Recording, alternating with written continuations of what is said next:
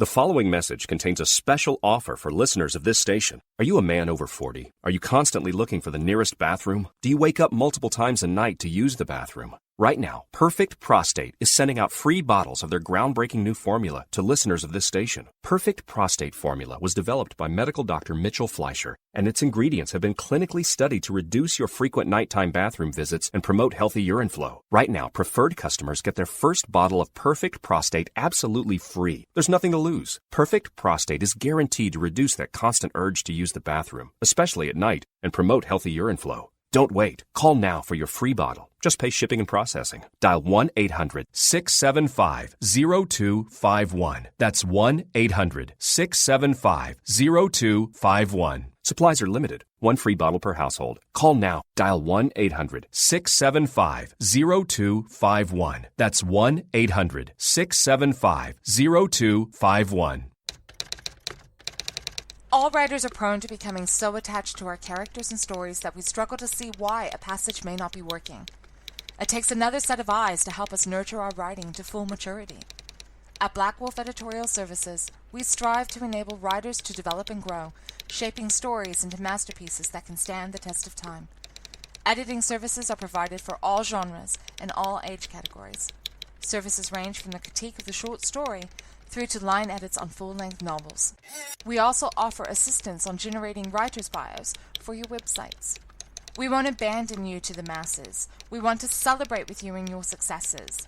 Black Wolf Editorial Services, nurturing your writing into maturity. For a full list of services and prices, visit us at blackwolfeditorial.com.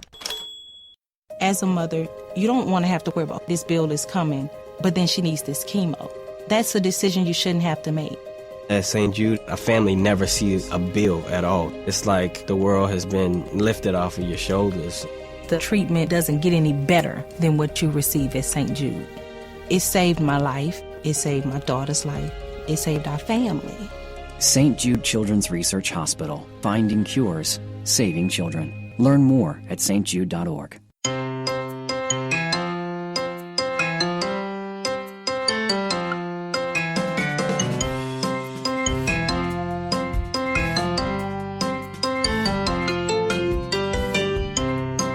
The world around us is an amazing place, filled with beauty and with science. But let's face it, sometimes the science can be so confusing that it takes a PhD to understand it. Well, you're in luck. I just happen to have a PhD. Come and take a seat. Perhaps I can explain the world around us in a way we all can understand. Welcome to Conversations in Science. I'm Dr. Judy L. Mohr. Call me Doc. Well, welcome back. It is another episode of Conversations in Science. I am Dr. Judy L. Mohr, and I do actually have a PhD. For those of you who are new to the show, the way it works is I bring up a topic about science, and I explain it in a way that everyone can understand. But I also have my producer, Jessie Sanders, floating around here somewhere, and her job is to make sure I don't go too technical. What's How up, are Doc? you, Jess? Hello. Right. Over the last several episodes, we've been talking about how science has actually just been explored and various different things. But I thought we might deviate a little bit today Hey, and Doc. talk about science fiction. Hey, Doc. Yeah? No earthquakes today, right? No more Mother Nature parts? No, I don't want any more earthquakes. We are still getting a few little aftershocks here and there, but they sort of feel like buses that have gone over the road and sort of vibrating through the house. But so yeah, hopefully no aftershocks. No more. No more. Okay, just had to check there, Doc. Okay, science fiction. Do you know what's coming out very, very soon in the cinemas? Rogue One? Yeah, Rogue One, another Star Wars film. Hey, I'm a science geek. I'm looking forward to it. I love watching the space battles. But there's something about Star Wars and Star Trek that is just a little bit off when it comes to the science. And that's the weapons. Really, Doc? What was that? Really? Those... Yeah. Now, all those weapons are fake?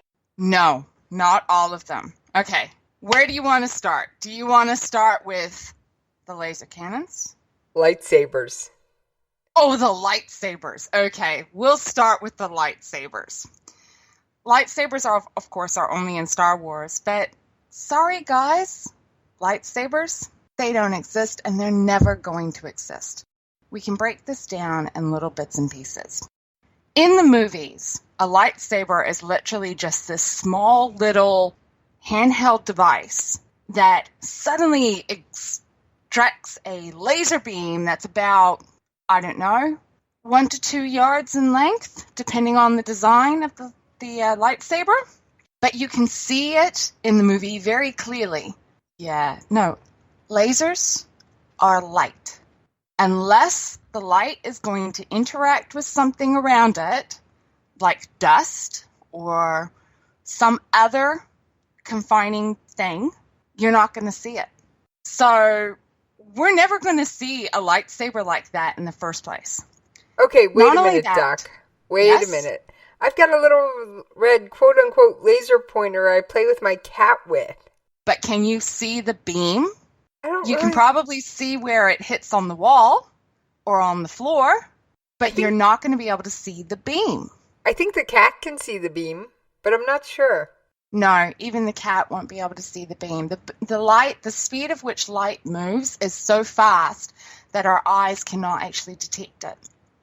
Now, if you were able to take a long exposure image, so you go through and you take a camera and you have its aperture constantly open and always looking at that one spot, then you might be able to pick it up in your digital camera or your film camera, if you have the technology that goes back to film.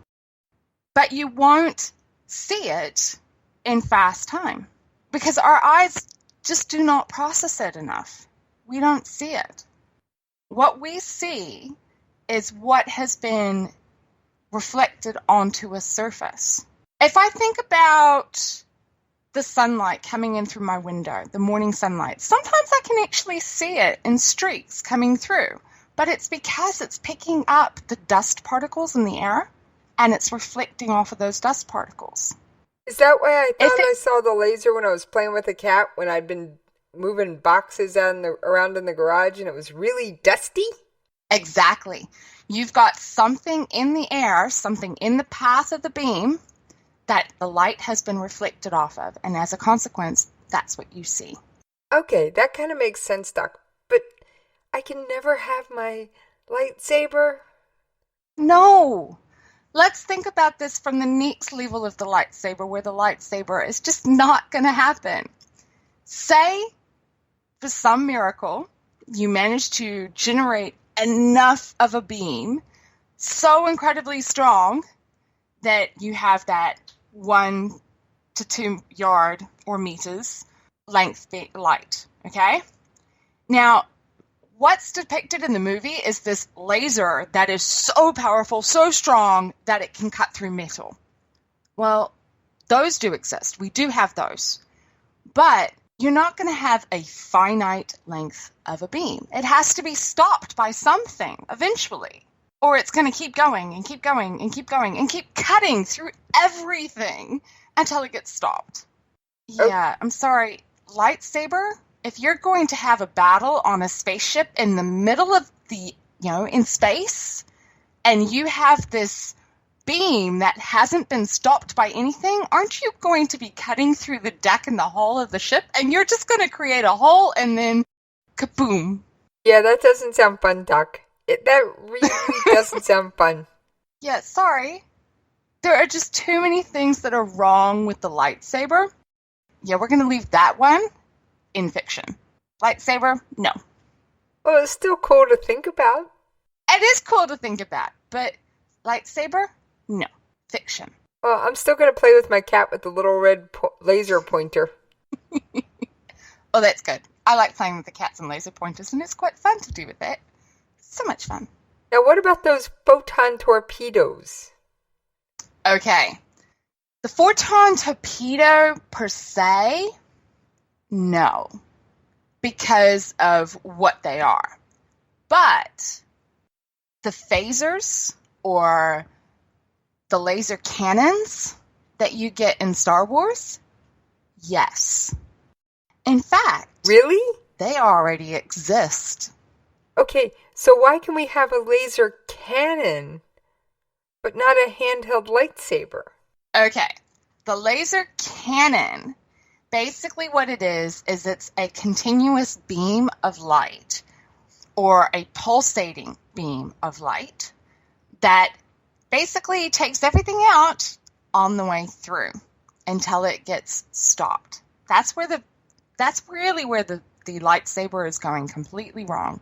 Once it is out there, you can't stop the light until it hits something. It has to have something for interaction, or you're going to destroy everything in the way.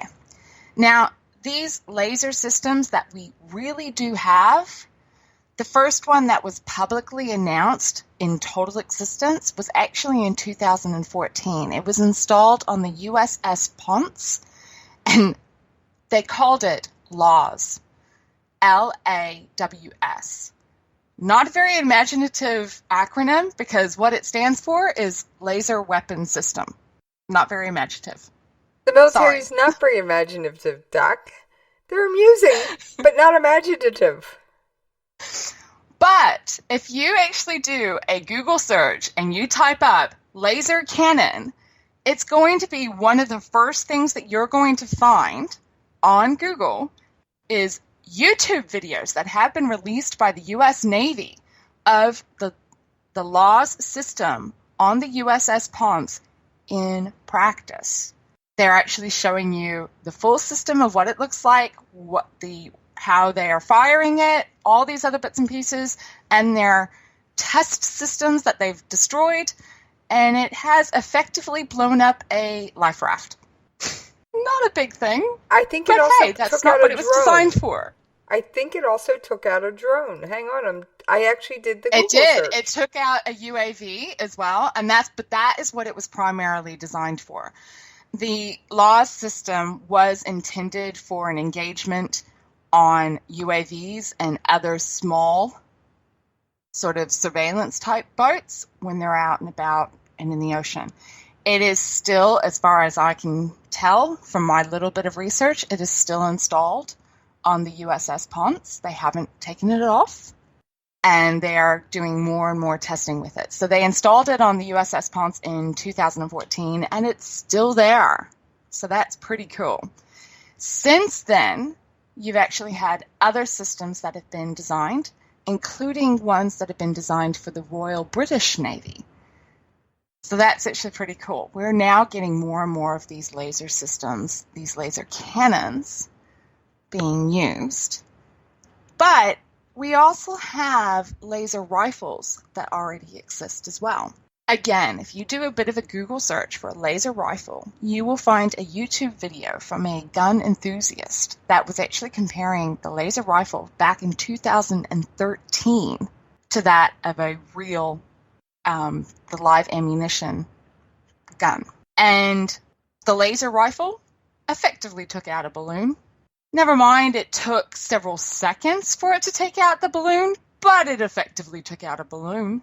I don't know if the weapon has progressed to the point where it can actually be used in the field as an effective weapon, but the fact that we had these weapons existing back in 2014 is promise that we will eventually one day get that laser rifle, or for that matter, the handheld pistol, the one that Han Solo holds in Star Wars, as well as the ones that are in Star Trek, the little phaser things that they've got for their hands.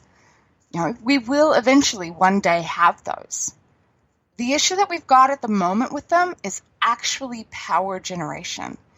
The amount of power that it takes to create a laser that is strong enough to cut through anything is phenomenal. You have a huge amount of power requirement. You have something in the order of, okay, let's take a bit of a step back. We have laser cutting technology. We use at the moment now within our machining of metals and bits and pieces. We use lasers to cut the metal. Known technology, we use it all the time. However, to cut through Doc? 6.4 mil, yes. They also use lasers sometimes to do things like etch writing on glass bottles and things like that, because I actually ordered a specially engraved glass bottle for a friend of mine for the holidays.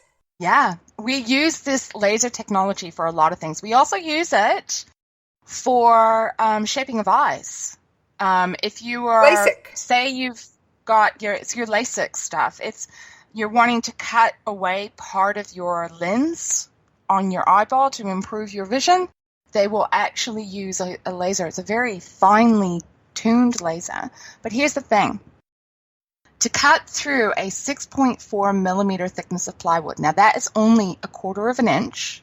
The laser that you use to cut through 1/4 of an inch of plywood has to have 650 watts of power.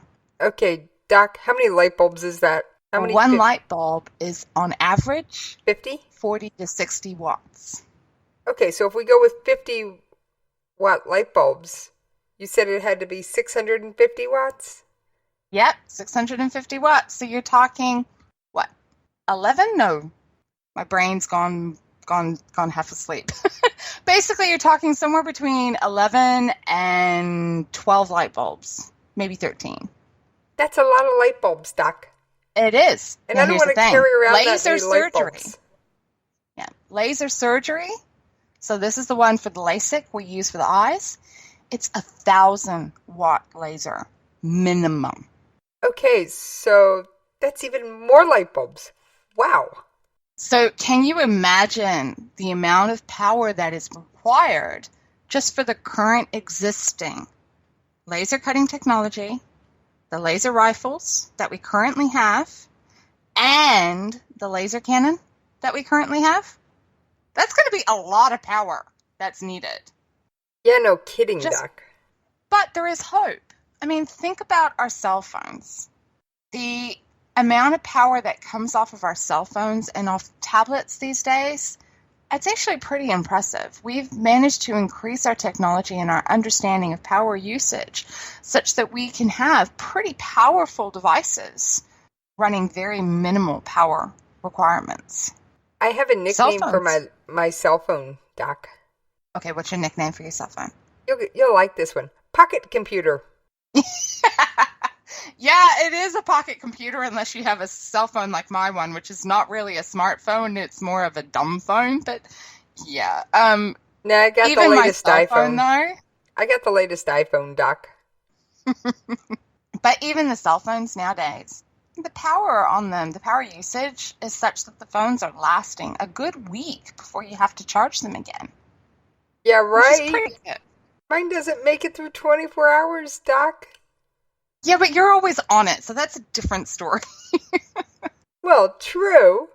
I'm either calling somebody or texting somebody or chasing down something for somebody or doing something. But you still get through most of the day doing through quite a about bit of stuff 16 on your hours. phone. I get about 16 hours. Yeah. So if we have progressed to that level of technology that we're able to do that now, give it another 20 years, and we will probably have the power generation issue solved, and we'll be able to have these laser weapons handheld rather than these big, massive things requiring a massive generator on the back end of it. We'll get there. We will get there. But lightsabers, sorry, as much as you want to believe it. Now, before I get carried away, there are going to be people out there that says, well, hang on, if I do a search for a real lightsaber, I'm going to come across a whole bunch of videos on YouTube where people have created a real lightsaber. Yeah, no, take a good look at what they've created, guys. Most of them were fire. What they've actually created is a glorified blowtorch. Yeah, I took a look at a couple of them when we were doing the show prep for this, Doc. A lot of them were just blowtorches, handheld blowtorches with sound effects. Yeah, that's all they are. They're neat. That is all. They are neat. I will gladly admit that. It is pretty cool. But it's just a glorified blowtorch. That's all it is. And yes, With the blowtorch, you can actually create a flame that is a nice long stream, and hence you can see it, and it will have a finite effect on the light. Lightsaber? No. Not going to work. Not going to happen. It defies what we understand of science. And yes, okay, there's going to be people out there going, but the metachlorians. No, sorry, metachlorians are science fiction. They're not real people. All right, so put aside my wish for a real lightsaber and go for a laser pistol? Yeah, Okay. definitely. Laser pistol. And I would actually be more inclined to actually want the design that was in Star Trek, not the ones that are in Star Wars. Because the ones that are in Star Wars looks like actual guns and you have to trigger. They've got a finger trigger. Where the ones that were in Star Trek are more... It's like a touchpad with a thumb and you sort of press a button with your thumb. I'd rather have the one like Star Trek, the gun shape. Yeah. Oh, Remember, you want Doc, the Star Trek one, the Star Wars one with the gun. I want the gun shape one. Remember, Doc, I'm a shooter. I know. But I'll take the one from Star Trek. Maybe they'll make both. Yeah, and ones from Star Trek have got the ability to have different strengths of lasers, so you can just stun people rather than kill them or to disintegrate them. I have a feeling there would be different strengths no matter which version they make. Yeah, they probably will. Okay, now, are there any of the other weapons that I seem to have forgotten? I'm sure there are, Doc, but okay, so we've discussed photon torpedoes and laser cannons and laser rifles and laser pistols and lightsabers.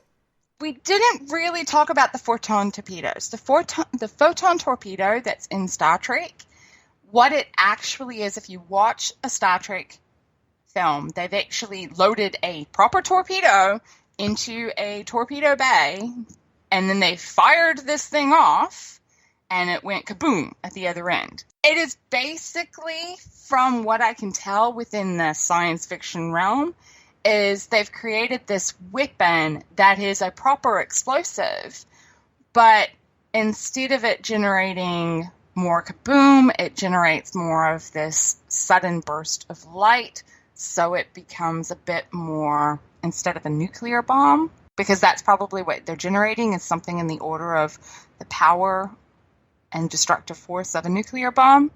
They're generating something that has light and hence decreases the amount of harmful radiation after the fact.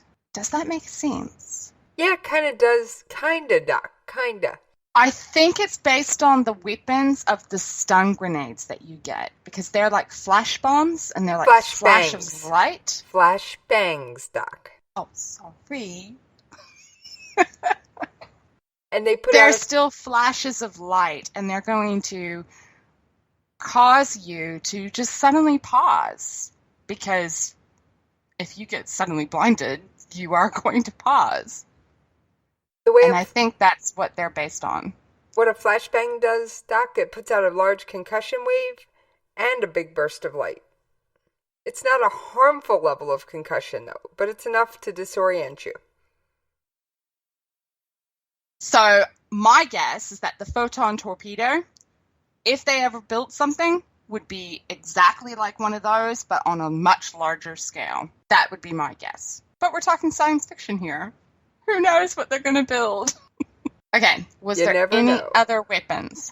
I'm struggling to think. We've got the lightsaber. We've done the laser pistols. We've done the laser rifles. We've talked about the laser cannons. We've talked about the photon torpedoes. We've talked about the phasers from Star Trek. I think we've got them all. Oh, and we've talked about the lightsaber. I think we've got them. I'm double-checking with the quick wiki. There's a Wikipedia page just for Star Wars weapons, so I'm going through that one real quick. We talked about the blasters, they call it. That's the laser pistol, or rifle stormtroopers use. And we've talked about the lightsaber, the ray gun. Yes. I assume force choking is out. Yeah, no, sorry. That's probably a good thing. Okay. Right. Well, while you are still looking through all the other bits and pieces, I'm going to mention something. For those of you who are following my blog or have actually paid attention to some of the other bits and pieces that have gone through and have listened to previous episodes of Conversations in Science, you'll know that we've got a special live episode coming up of Conversations in Science where we are going to talk about Star Wars and Star Trek. It is going to be a wonderful debate because I can guarantee there are lots of Star Wars nuts out there, as well as lots of Star Trek fans. And, you know, that sometimes the two worlds just do not agree. It's going to be fun. This is going to take place on Saturday, December the 17th at 4 p.m. to 6 p.m., and that's on Eastern Time. Yep. On my personal website, I do have a conversion for those who are in New Zealand because I'm in New Zealand, so I had to actually know what that conversion was. And if you are wanting to take part in this debate yourself, the information of where and the numbers that you can call and the Skype ID that you can call into is actually on the KLRN radio website. It's under upcoming special events. And I think it's so cool. I can't wait for it. And it's going to be so much fun. The phone-in number, and this is for the 17th, is going to be 405-200-1715. And the Skype ID, please, audio only, video just drags down the whole system, is KLRN Radio, all one word. And alternatively, you can join us in the chat room that's actually on the KLRN radio website as well, because I will be in there. I just may not be able to keep track of what's going on. But that's why we have Jessie around, because she's very good at multitasking. I'm recruiting a few helpers for this one, Doc. Yeah, I know. So. Okay. Unless you have any other questions about any of the other weapons that are in Star Wars or Star Trek. I assume the bat'leth that the Klingons use is definitely, since it's not even it's a low-tech weapon, is definitely a reality. It's a knife. It's a sword type thing. That is a definite. Those exist. They're already there. Just had to bring up a low-tech one to see what you'd say, Doc. Come on. They're really quite cool weapons, I have to admit. They are pretty cool. Okay, so I think we're going to bring this episode to a close. I will see you guys all on December the 17th. I'm looking forward to it. Well, that brings us to an end of another Conversations in Science. If you have any questions about science and about some of the world around us, feel free to drop me a line. I'm on Twitter. And you can find me at Judy L. Mohr, or you can look me up on Facebook, Judy L. Mohr, or you can drop me a line on my personal website, judylmohr.com. I think you're seeing the pattern here. Then, of course, if you are interested in some of the other projects I do, which is the writing and editing, feel free to check me out on blackwolfeditorial.com. But then, of course, don't forget, if you are wanting more information about the science, you can also contact us at the station with the email of science@klrnradio.com. Then, of course, there's my cohort that keeps going through and popping up. You mean me, Doc? Well, for anybody who wants to track me down, you can find me on Twitter at Jessie's POV. And you can also drop me a line at the station at Jessie's POV at KLRNradio.com. Bye, guys. Bye.